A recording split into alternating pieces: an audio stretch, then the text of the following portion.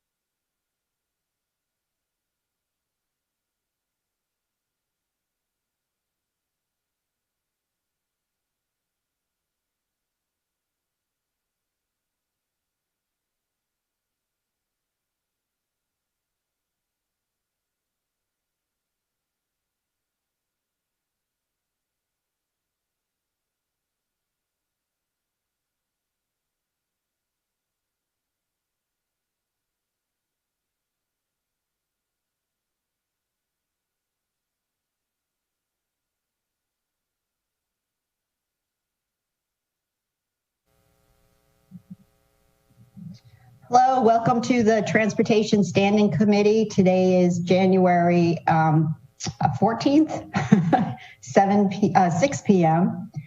And I will now call to order without a gavel. And Alderman Brooke Schottlemeyer is in attendance, as well as Alderwoman Rondell Pindle Charles is in attendance. So we have a quorum. And we also have Director Gordon here. And I think we'll have Kurt Riegel as chair of the Transportation Commission join us as well. And Dr. Nash, I think, is here as well. Don't hide on us. She was here. Is she still there? Yes, Madam Chair. She's okay. just blacked out. Yeah, okay. So first order on the agenda is the approval of the agenda. I think we're keeping it status quo unless there's any objections. Could I entertain a motion to approve the agenda? Madam Chair, make a motion to approve the agenda. Second. Okay, agenda approved as noted. Second item on the agenda is the approval of the meeting minutes that were dated December 10th, 2020, prepared by our illustrious Takia Green. Do I have, can I entertain a motion to approve the meeting minutes of December 10th? I was not present at that meeting, and so I cannot make that motion. Okay. I'll make the motion to approve the minutes from the last meeting. Okay, and I think I can second. All in favor? Aye. And so legislation. So the legislation before us is. Well, we'll discuss what we're going to do, but the first one complicated. Yeah, it's complicated, and I'll try to do a summary of where we're at least we're at as far as what's before us. 1919 is the adequate public facilities for transportation. And I'm going to just make a first pass at the genesis of this, if you will. It was introduced over, I think, are we going on a year now or so? It was a previous city manager, so this is the original staff report. What it has been, is sort of a moot point. But then there was a Department of Planning and Zoning staff report.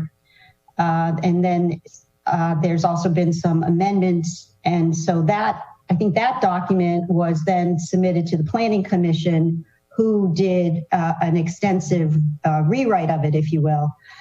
Well, not really extensive, but they did go through and kind of made a philosophical change about where regulations should go and what have you. But concurrent with that, there is this Eastport Forest Drive sector study and a branch off commission made up of several residents, and they are doing sort of an analysis of transportation. And they have a couple of documents. They have the Planning Commission's review, as well as the best practices by the BMC TIS guidelines. So I know my colleague, Alderwoman Pindle Charles, and myself sort of wanted to do our homework and see, okay, what's coming at us, because whether or not we should do action or not. And I think we both kind of came away with sort of the same opinion that it is very complicated. The original objective of the legislation may not even be a clear point right now. But what I saw that was most important was that these guidelines are dated November 2020. And that's important, that the legislation, I guess, should address the latest document. So I saw that as a reason to kind of go back. But then this review that I saw from this Eastport Civic Association was really thorough. I mean, they're really going through it. And I asked them to come here tonight to sort of give us a briefing of what they thought about the legislation, but they thought it was too premature. And at the end of their summary of their commentary, they sort of came to the same conclusion, spoiler alert, that Rhonda and I did, which was maybe it's time for a rewrite.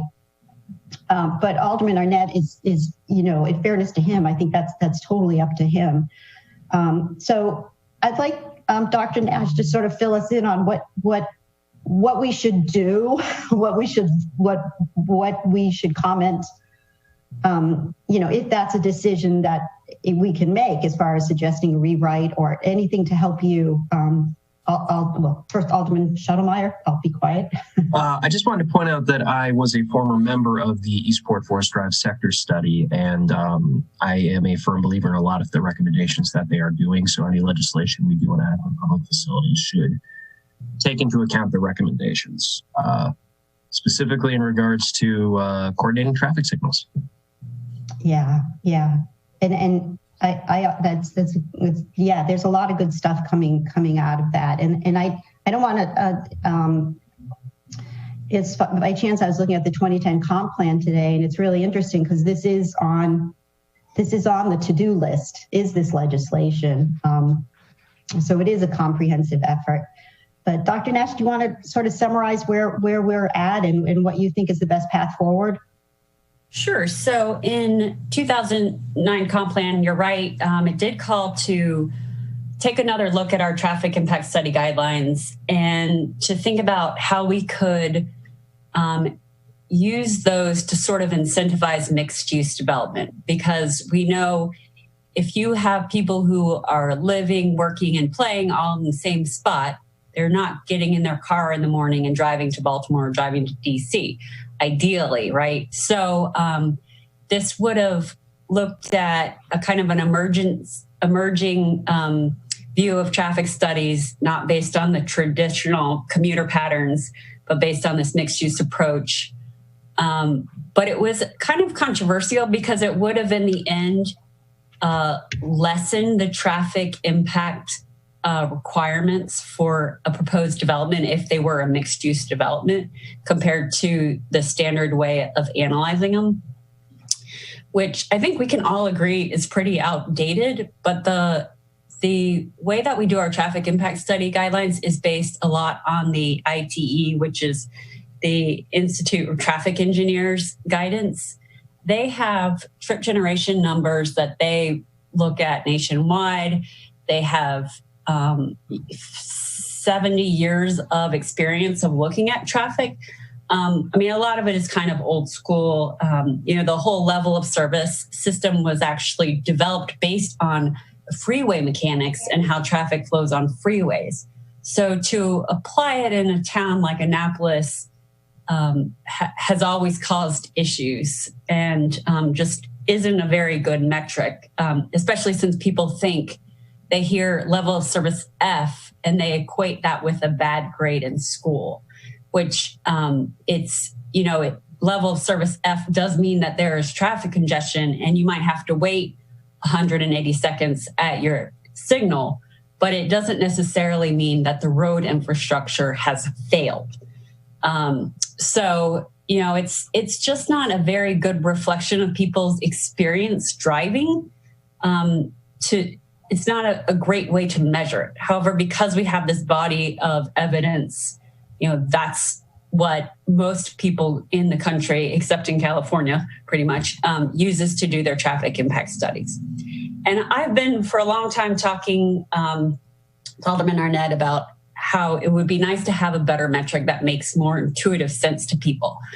And there's been some ideas like travel time reliability, which measures, can I count on getting to location X from location Y in a certain amount of time? And how is that travel time going to be impacted by a new development? But there's not a lot of research on that. I'm trying to work with a consultant now to see if we can figure out a way that Annapolis can use that. But nationwide, there aren't a lot of jurisdictions that are doing that. But I still feel like there must be something better than level of service. Some jurisdictions, like in California, use vehicle miles traveled, which is a good one. Again, there's not a lot of off-the-shelf research that could help us, and Annapolis just doesn't have enough money to be able to generate the kind of baseline studies that we would need to implement that. But they did look at that in the BMC study, so it's something we could talk about. They ultimately concluded level of service was what people should stick with for now anyway. So Alderman Arnett's been working on this legislation for a while. We have our guidelines, our traffic impact study guidelines, and right now they are separate from the code. They're adopted by reference in the code. So that means if they need to be updated, I have to bring them to City Council as an ordinance to be updated. So that's how that works now. Which is also, I meant to say this yesterday for small cells, that's how the small cell guidelines would also work, in that they're adopted by reference. That means any change to the guideline would have to come back to City Council. So I want to get that debate wrapped up in the regulations debate because it's kind of separate, and it is our current practice to have separate guidelines for traffic impact studies. Alderman Arnett's idea was to really bring that chapter of Title 22 into alignment with the other chapters of Title 22, because if you look at just the legislative structure of that chapter, it's very different than the other chapters. It doesn't have the same headings or sections. So he thought, let's at least get it fixed so it matches the other sections and it's clear what the responsibility is. It's clear what, if any, the exceptions are. It's clear when a traffic impact study is required for a new development. For a long time, traffic impact studies in the city, the trigger was 400 new trips. That was changed, I want to say like 5 years ago, maybe, to 250 trips. And so that is our current threshold. So just for sorry to. Well, let me just say one more thing. As Alderman Arnett was kind of working with this ordinance, the Baltimore Metropolitan Council, which is our MPO, which means our Metropolitan Planning Organization, they are who we get all of our federal funding through. And I am the mayor's designated member on the BRTB, which is the Baltimore Regional Transportation Board. So I go every month to a meeting. We look at the state's CIP, which is called a TIP, and we do other transportation-related business. And Kwakudua is on the technical committee, which is the group that worked with the BMC consultant to do this study, although I also attended several of the meetings. So they looked at all of the region's traffic impact studies and came up with some best practices. And so they have this report, I think, that the Eastport people sent you, which is a very good report. And I would love to incorporate some of their recommendations, especially in regards to safety.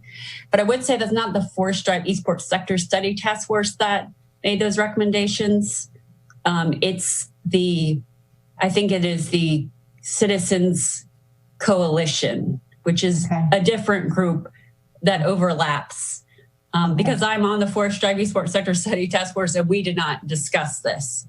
So I was surprised when I saw what I got sent today from the Eastport. So do you mean their comments? Do you mean that spreadsheet with the chart, Ellie? Ross should have sent it to you as well. There were three attachments actually. One was the report. One was the BMC TIS guidelines. And then one of them was their comments to the planning committee's recommendations. They commented on those, and then they did a spreadsheet of between they commented on the regulations. Oh, I saw that. Yeah, today. Mm-hmm. So you're happy with the structure of this legislation, like you said, standards. How does it go? Goal, exceptions, applicability, and then standards. That you want to keep it that way, right? I don't. It doesn't matter to me. I mean, ideally, it matches the rest of Title 22. Like, it kind of bugs me that it's different. But to tell you the truth, I kind of think we need to redo all of Title 22. So I don't, whether we fix this now or later, it's not as important to me as, that we get our standards clear and get the what would be acceptable mitigation, have that be clear. So I'd rather have clarity, and but that's kind of a separate conversation than what you have before you now, because what we have before you now is pretty much our existing practices. It's just he's taken the guidelines and he's put it in the code.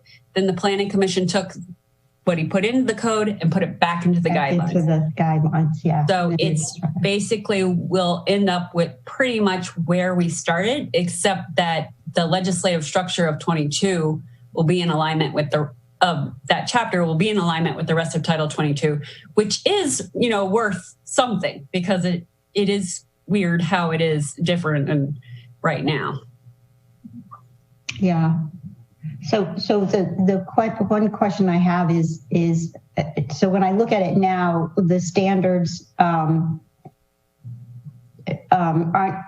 It doesn't. When I think of standards, I think of a list of standards, and it doesn't seem like I'm looking for the standards, Right. So ultimately, your goal would be to benchmark off of these BMC guidelines, even though they're guidelines. Would you reference them as a standard? Well, I don't know if those go into exact. Well, what I would like is what we now have online. We have put some standards on our website, and they speak to level of service, delay, and VC capacity. So those are the three metrics right now, which I always require in my scopes. And I look at all of those together when evaluating a project. So volume capacity ratio, delay, and level of service. I also often ask for queuing analysis to make sure traffic isn't getting backed up from one intersection to another intersection. So those are kinds of the standard things I do. I developed the scope with the assistance of the county. I work with their traffic consultants quite a bit, and often will have them help me with developing the scope along with Dr. Dua in transportation. And I always have them review traffic impact studies as well that are on or near county roads. Also, I send the traffic impact studies to State Highway for their evaluation.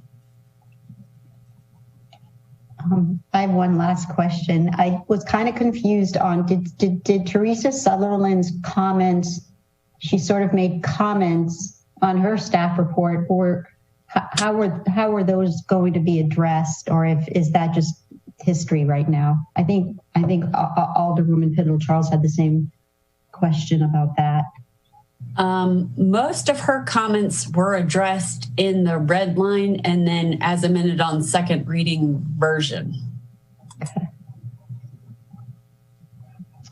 Any questions from my colleagues? Alderwoman Pindle-Charles. Thank you, Madam Chair. A couple of comments. I do believe, Ms. Sutherland's report was timely for its time, but I think we need a fresh staff report based on everything that's happened over the past year and a half. I think that would be helpful. Personally, as it regard to Ward 3, we don't necessarily need clarity and concise. We need flexibility when it comes to these issues, because we are right up on the county, which we have no control over what they build, what they decide to do. So when it comes to the fact of us kind of measuring whether there needs to be a traffic impact study or not, or anything else, whether it's the scope, we need more flexibility in determining traffic and traffic analysis. We can't be, I won't say boxed in, but we can't necessarily be concise and clarity. We need more flexibility. And so I think that needs to be taken into consideration. And that's always my hue and cry when it comes to traffic, because we are at the mercy, literally, of the county, and there's nothing we can do. So we have to control what we control within our own jurisdiction, which may mean something totally different than Ward 5, because we don't have a choice. What exactly are you looking for flexibility on? I know they were talking, the Planning Commission indicated concise and clear versus, I guess, kind of fluid within that. I think it was the Alderman Arnett's red line. I can't remember what it was. I don't have it. I'm sorry, I didn't print it out. But it's the Planning Commission seemed to be a little more structured when they mentioned the words clarity and concise, and I can't remember what exact issue it was, but it kind of pigeonholed us when it came to a traffic analysis. I don't want to go so far as to say in Ward 3, we almost need a traffic analysis, impact analysis for everything. But since we are the ones who have the most land left to build on, I do believe close to it, we have to be really, really careful about whether it's 400, now it's 250, but there still needs to be, I think it was 1, 2, and 3. I think number 2 was the one I was having a little trouble with, that we need to look at more of a way of seeing it in a more flexible manner. I can't recall. I think it was number 2 okay. in the red line. I think maybe, was it the criteria for when you need a traffic study? Yeah, I think that was one of them. It might have been something else, but that was the main one. That there were, and I know there were questions about that. I think we haven't quite gotten that right yet, but yeah. And the Planning Commission was pretty cut and dry about it. And I don't want too much cut and dry. I need a little more wiggle room, to be quite honest, when it comes to that. Yeah, and especially because we right up on the county. That makes a huge, huge difference. Right. Well, I didn't realize Kwaku and Rick are on this call, so I don't know if they want to add anything. But you do want to think about the mitigation that you might require, because the city's not really going to be adding a lot of lanes. So I just want to put this out here for your little thinking, to put your thinking caps on and to think about whether it would make sense to charge some kind of impact fee for, maybe we could charge by number of new vehicles or new trips or something generated. Maybe there could be a fee per new trip. And then that money could be used towards mitigation, something where it's a clear connection between the impact and then a fee we can use for road maintenance and ongoing issues like that. That's going to be very tenuous. It's going to be dependent on where it is, what is the mitigation, because it might almost rather not have the impact fee, depending on what the situation is. I mean, I understand road maintenance and all of that. I'm just looking at the parole end of Forest Drive and the parole end of West Street. And in some way, I mean, the biggest mitigation, of course, is a traffic signal. But I mean, it may not even be worth it. I mean, it's not, but so much you can do, I think.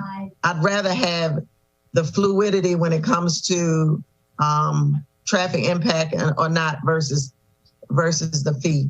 I don't think the fee is going to help us a whole lot. I'm not a traffic expert, but tell me if I'm wrong. I don't think it's going to help much.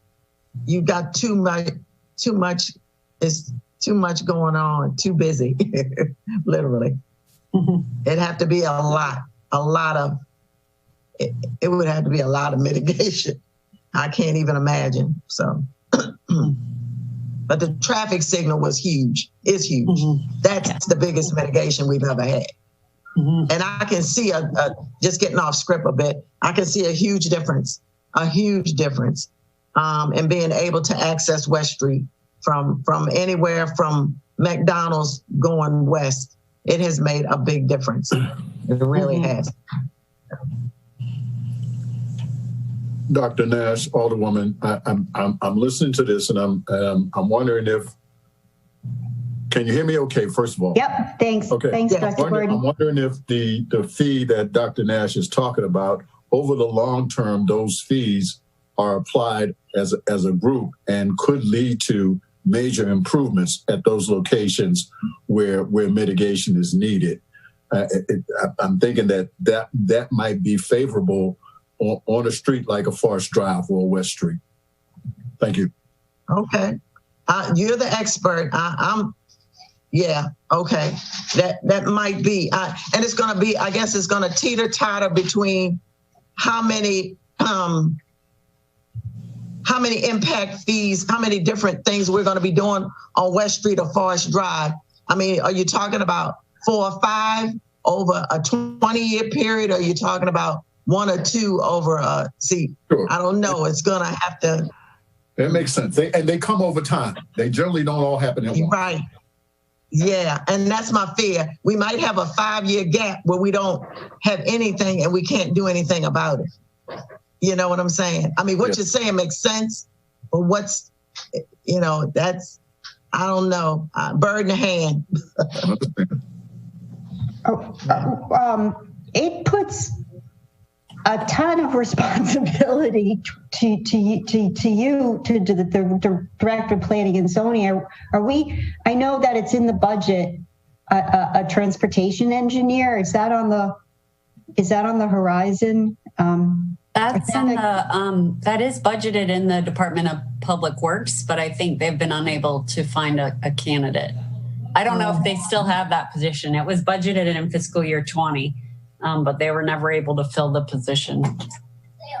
But I mean, that would. I thought they had someone. I thought they had hired someone.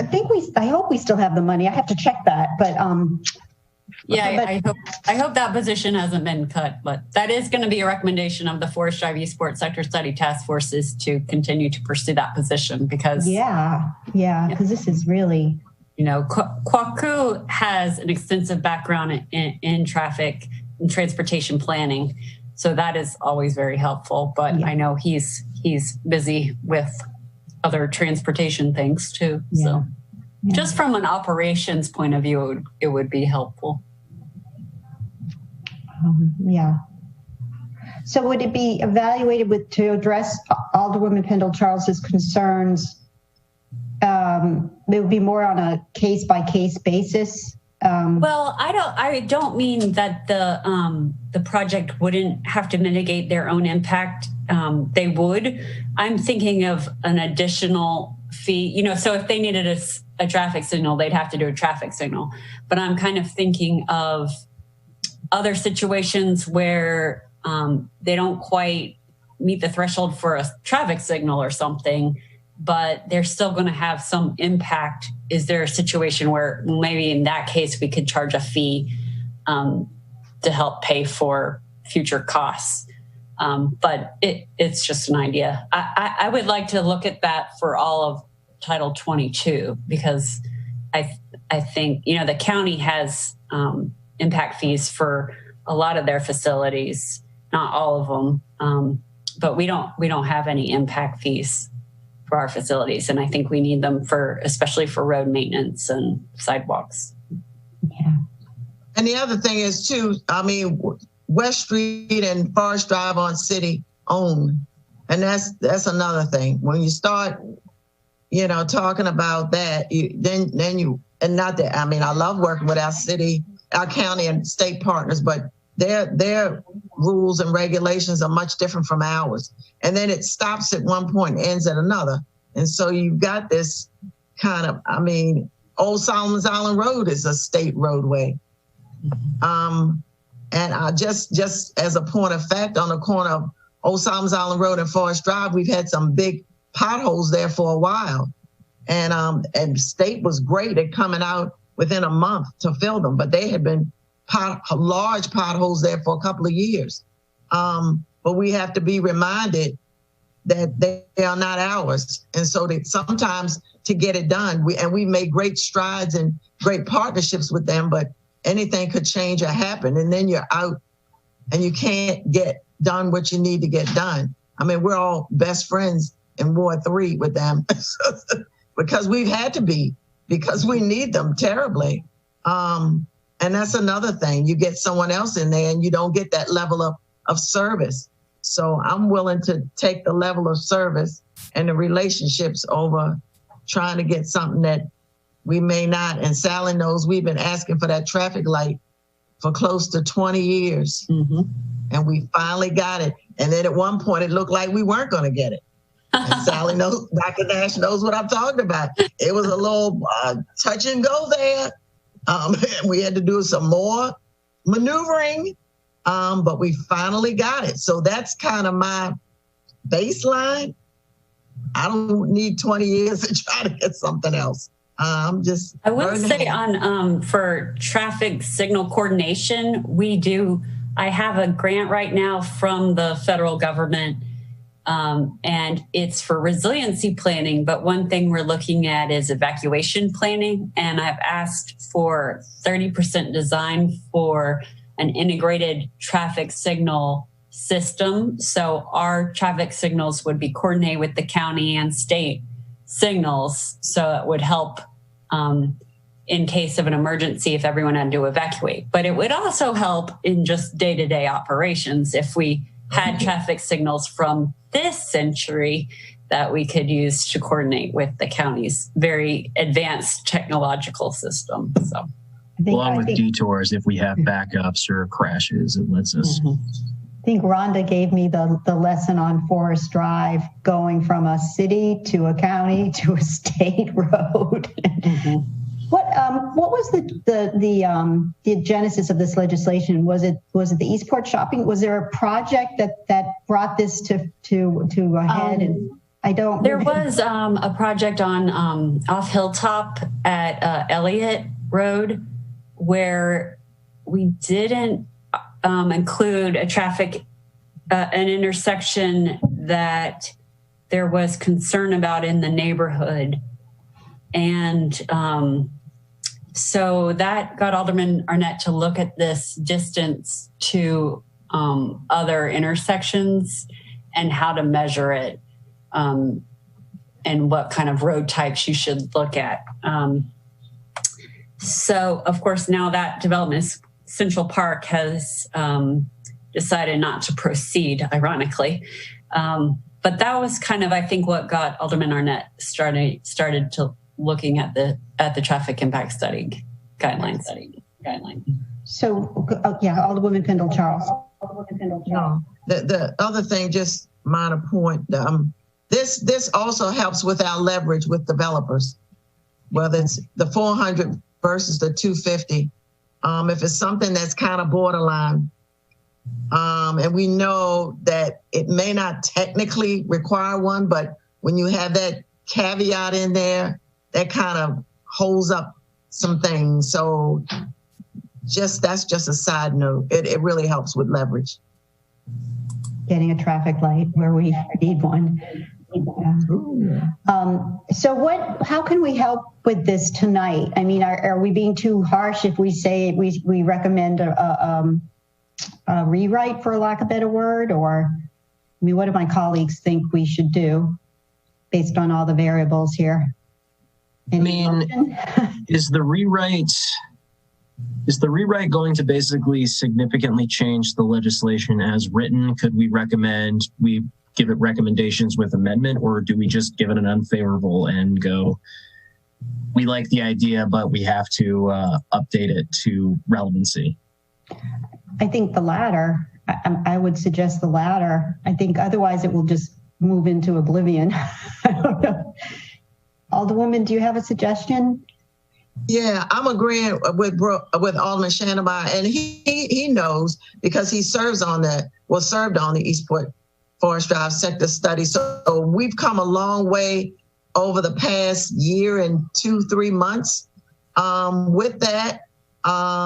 No disparaging our former city manager, but we have another city manager now, and have him take a fresh look at this based on everything that has happened over the past 14 months.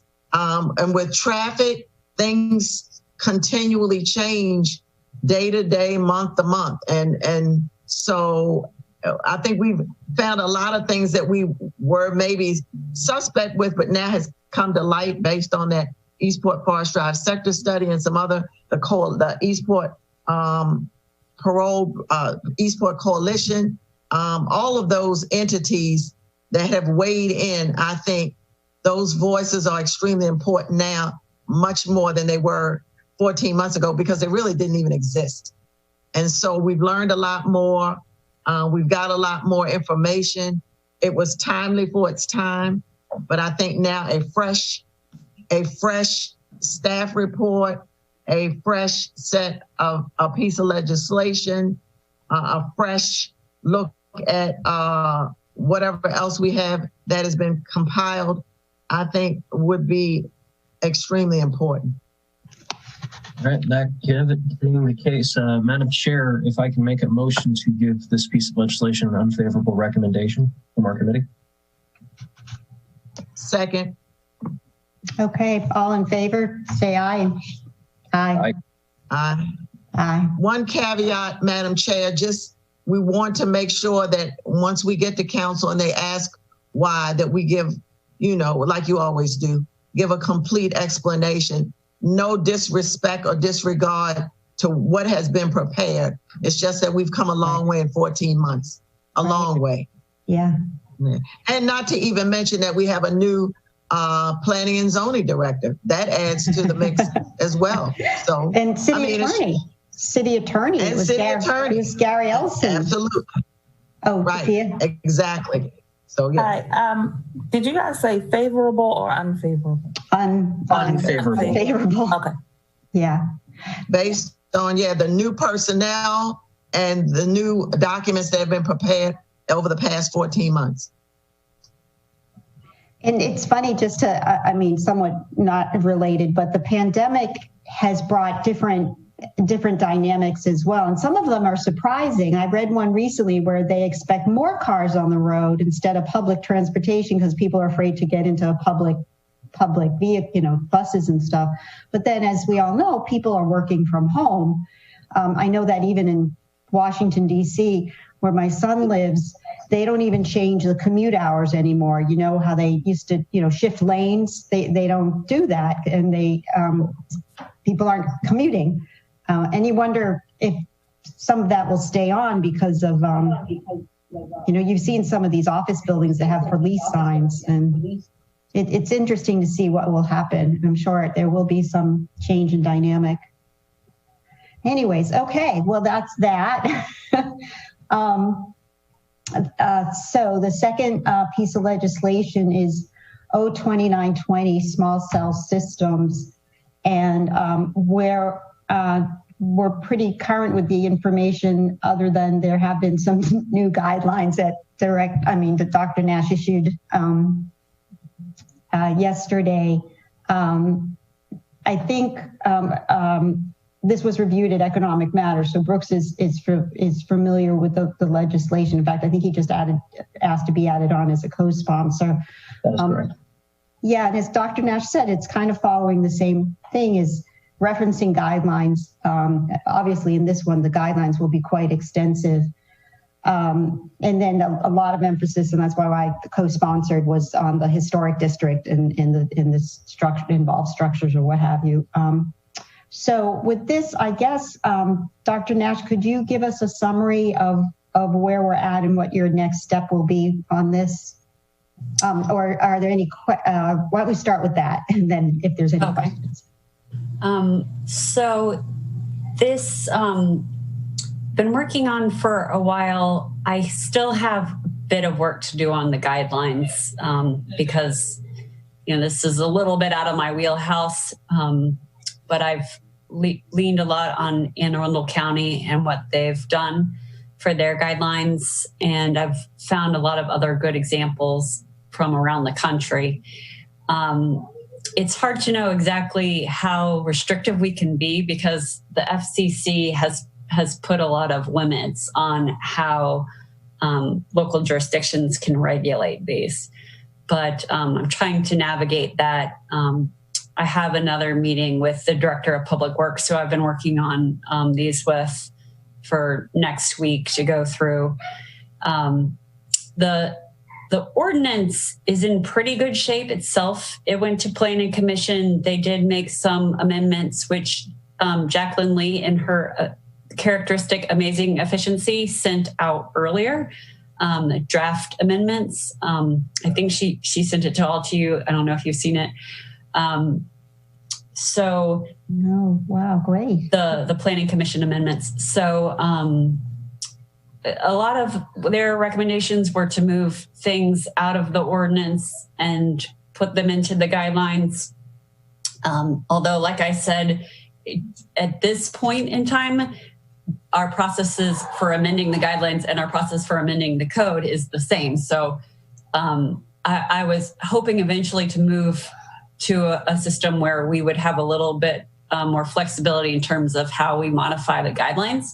But that's not really relevant for this discussion because of how it is set up currently is how it will work. But in any case, there are certain things that definitely need to be in the code, like amending the use table, the standards for uses, things like that. And that's the Planning Commission also made a few amendments to some of those aspects. But for the most part, the real detail and technological specifications will be in the guidelines, which I'm happy to bring back to you or any group who will help me make sure they are good and thorough and will hold up and will help make sure we aren't plagued with a bajillion of these small cell facilities everywhere in the city. So which is kind of what keeps me awake at night. So that's kind of the summary of the small cell systems. Yes, that was my question. Alderman Schottlemeier, go ahead. Thank you, Madam Chair. Dr. Nash, I took a look at the agendas sent by Ms. Lee a little bit earlier, but I didn't have too much of a time to dive deep into them. Do they address the concerns that were brought forward in economic matters yesterday, or do you think this requires more time to work and we should delay it similar to our ruling in economic matters yesterday? Well, she has taken the amendments that the Planning Commission recommended. So there were a few things that were discussed yesterday in economic matters that were a little different than the Planning Commission amendments. So she hasn't quite captured, I don't know if she's captured those. I'm not sure if those were 100% formulated because I think the idea was to have something to react to with the Planning Commission amendments and then maybe make additional amendments. Was that your understanding? Okay, yes. So she's pretty much drafted the Planning Commission amendments. But since these were just sent out, I will personally recommend to the other members of my committee that we punt on this one for this meeting. I have not had the opportunity to read the amendments deeply. I don't know if my colleagues have either, but just my personal recommendation, I will leave the final decisions up to the rest of you. Thank you. Alderwoman Pendle-Charles. Thank you, Madam Mayor. Dr. Nash, I know working for Anne Arundel County Public Schools, we've had a lot of pushback from parents around schools when these small cells are, I won't say attached, whatever the technical word is, concerning health and that sort of thing. Is that an issue here with this? And if that's been addressed, nothing at all? I'm looking at Alderman Schottlemeier, just asking, because I have not had a chance to take a look at it as well. So I know there's been a lot of concern. Sorry, Alderman, go ahead. Why I was shaking my head was because the concerns, while I believe they are genuinely concerned, do not have medical backing from every piece of information that I've seen. So that's why I was doing that. Okay. I know Shady Side has really, really, really been screaming about it. So I was just asking. And I'm not 100% sure if the antennas and equipment that is going on school property is the same as the small cell antennas, which will go on in the street on hopefully existing poles throughout the city. They have to be relatively close together because they're very fast. The signal is very fast, but the signal isn't very strong. So I'm not 100% sure if that's the same thing that's causing the concern at the schools. I'm sure there will be the same issues about the health effects of them. But as Alderman Schandelmeyer said, I don't think there's a large body of evidence that has shown the health concerns to be conclusive. That might be something you just want to consider putting a caveat or something in there, because that was really the rub and the angst with a lot of parents. So just to kind of put that out there. What I have a question on is this is not in my wheelhouse either. I mean, I struggle with my iPhone, but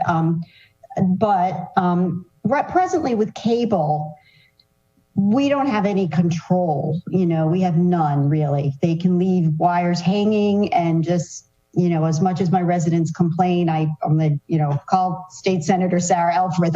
Can't do anything. But if I read this legislation correctly, is like Verizon and Comcast, are they considered the owner and they lease with us, or what is the relationship, or what kind of, I guess, who's the authority having jurisdiction in their installations, I guess is the question.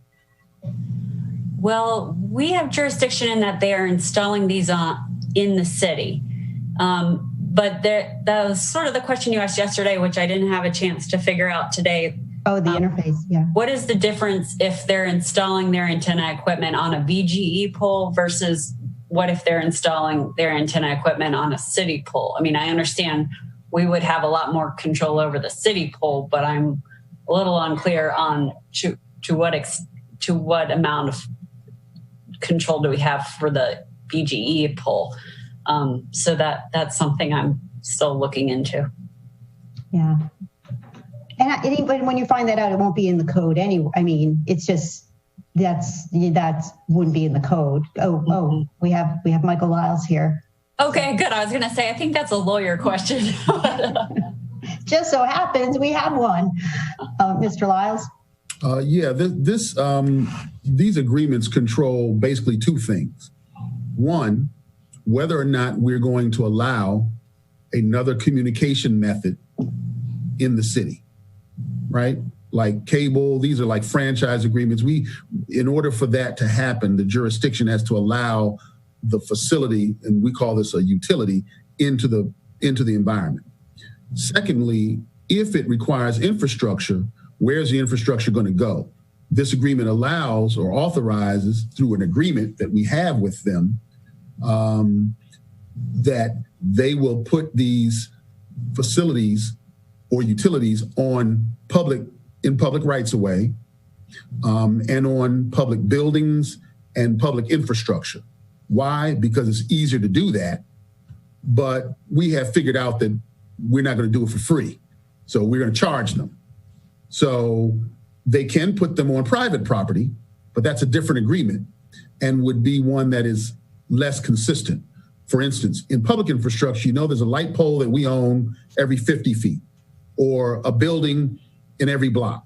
And we control that. So it's better for them to engage with us and pay a fee for that rather than negotiate with 20,000 private property owners, right? So the decision for us is, do you want it?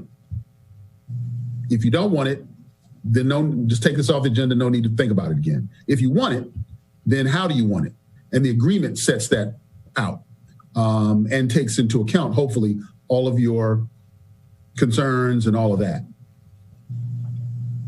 And so is there a difference if BG&E owns the pole, but the pole is still in the public right of way? Yes and no. No, because it's in the public right of way, and we're only concerned if there is a problem. We're not concerned if there's no problem. So when I say problem, somebody's walking by and this box falls off of a BG&E pole. Of course, they're going to sue the city of Annapolis, but hopefully they'll sue the people who made the box and the people where the pole is sitting, affixed. If it's BG&E, they'll sue BG&E. So we are concerned where they put these things and if they're put up safely so that they don't come down. But if it's on private property, we really don't care. And so we have these kinds of agreements or easements with all kinds of utilities, including BG&E.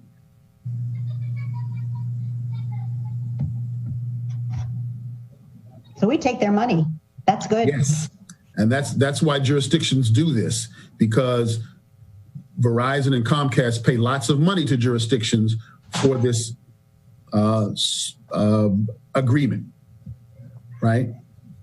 And that money translates into, as well as public benefits, like free cable for people with limited means, or, schools get wired for free. So we can put all that in the agreement. We've done that with these agreements as well. Okay. So are there any other questions or a motion on how we want to proceed tonight with the status that's presented to us? Alderman Stottlemyre? Thank you, Madam Chair. Colleagues, I believe we should delay action on this until we get a chance to process the amendments recently sent to us. So I would make a motion to delay action on this legislation. Second. Could I add, though, that process the amendments plus the revised guidelines? Yes, Madam Chair, I apologize. No need. Okay. And I have a second. All in favor? Aye. Aye. Aye. Okay. So we can still review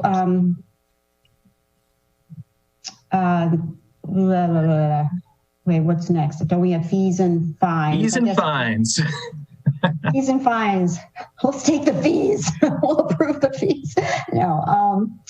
Well, I mean, the fees, does anyone have any questions on the fees? I assume that we should probably postpone hand in hand the fees and fines, but what we have in front of us is an ordinance for fees, and the structure, the fee for the structure is $4,000, and then the replacement, which is very important. Oh no, what about removal? Is there removal here? No, just replacement. Okay. Fee of $2,100. Did you mention yesterday, Sally, that the removal of anything will be in the guidelines? Any removal of existing infrastructure? Yes, and I'm not sure if that's let me see if that's in the fines, or maybe would be a municipal, and I think it would be a municipal infraction. Okay, so do I have a motion on how to proceed on the respective fees? Alderman Stottlemyre?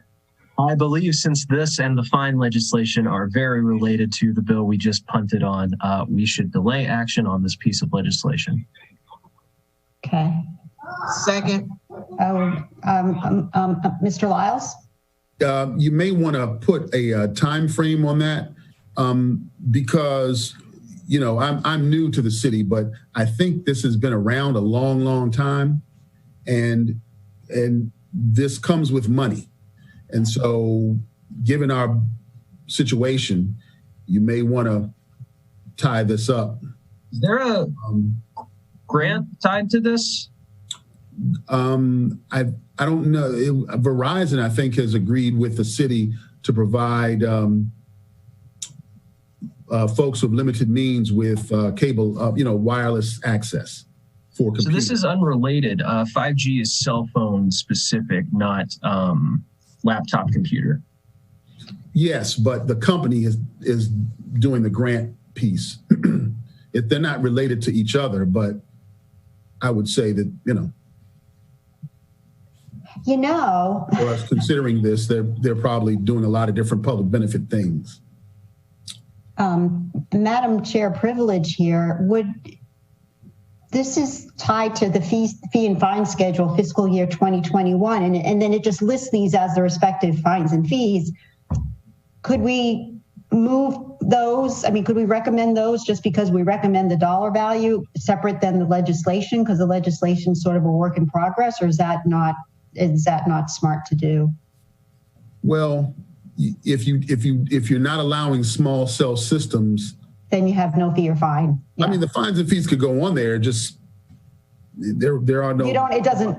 Right. Nobody to fine, and there's no fee to collect. Yeah. But I was just suggesting that maybe deciding that if you're delaying it, that you put a time frame on it, because we'll have to come back to do everything if we go into a new budget year. I would suggest our next meeting, we're prepared to make a recommendation or not. Fair to say? That would help us out. No later than the next meeting. Yeah, okay. Yeah, okay. Can I have a revised motion No, I just want to bring something to Mr. Lyles' attention. Mr. Lyles, I hate to tell you this, but you're not new to the city. Your honeymoon period is over. I was trying to stretch it out. I was going to say the same thing. Can't use that excuse. No, you're in. Nope, you're in. That ship has sailed. I was that ship has sailed. New director. You called me the new director, and it's been almost a year.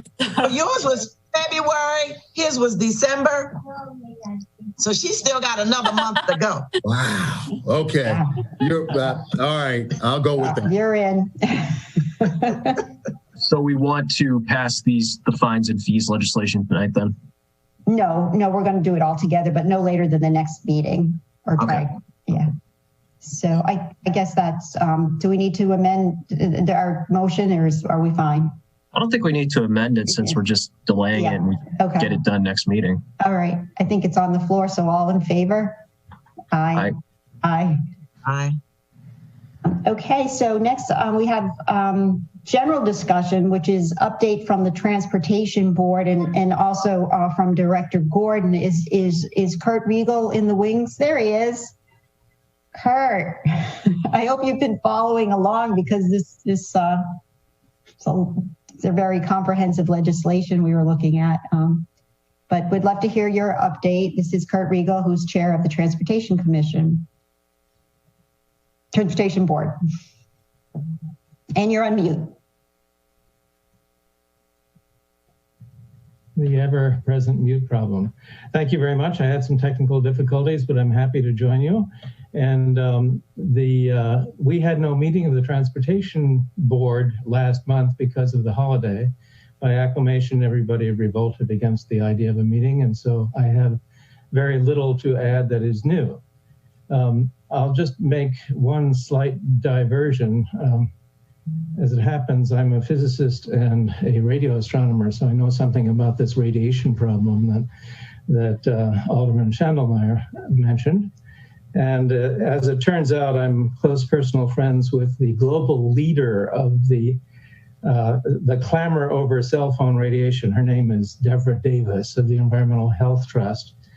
She and I disagree vehemently on this, and the only recommendation I would make to you is local government is not the place to address these problems. Oh, interesting. This is a very large issue of national and global significance, and in my opinion, local governments just should stay out of it and rely on whatever national standards are promulgated. But that's aside from the main topics that we usually deal with. The only thing I would like to bring to your attention is that in conjunction with the non-motorized vehicles on sidewalks issue, we had forwarded suggested draft language for a resolution that would put the City Council of Annapolis on record for favoring a reversal of the default setting for bicycles on sidewalks. And I hope that we could find sponsors, perhaps all three of you within the Transportation Committee, to carry that resolution forward to the council. Yes. Oh, okay. Just so we're on the same page, the ordinance passed Monday night, the ordinance with your amendments. Okay. Yes. But this, subsequent to that, you want to initiate a resolution addressing bicycles on sidewalks. Is that what I'm hearing? Yes. The recommendation, apart from supporting your legislation, which has now passed, yes, was that the City Council go on record with the state in advocating a reversal of the default state position on this issue. And I had suggested draft language for you to consider. What is the default position of the state? the state by default forbids the riding of bicycles throughout the state on sidewalks. Okay, just want to make sure I had it the right way. Yes. Sounds like a necessity. Alderman Schottlemeier? I had the same question you did, Madam Chair. Okay. Yeah, it's when you're ready, send it over to me and I'll. Great. I had sent it to you before, but I will resend it tonight to all three of you. Oh dear. Okay. Happy to. Okay. Okay. Okay. When's your next meeting? It's coming up just after. It's scheduled for the holiday, but it'll be within 10 days or so. Okay. All right. Well, thank you for joining us as always. Director Gordon, are you still here? I don't see him. Did he leave? Thank you, Mr. Regal. Appreciate it. Thank you, Kurt. Thank you. You're most welcome. Thank you as always. Sure. Thank you so much for what you do. All right, I don't see Director Gordon, so I meet with him every other week, so I'm trying to think if I have any information that he's been so busy with the recovery effort and the respective transportation issues. Is there anything else, I guess, for the good of the order? Otherwise, I think we can adjourn our meeting. So with that, do I have a Fred motion? Chair, I'd like to make a motion to adjourn. Second. Okay. Good night, everybody. We didn't vote on the motion. Oh, Thank you yes, all in favor. Yes. Aye. I'm hungry. Be safe this weekend. Good night, everyone. Okay, you all do. Good night.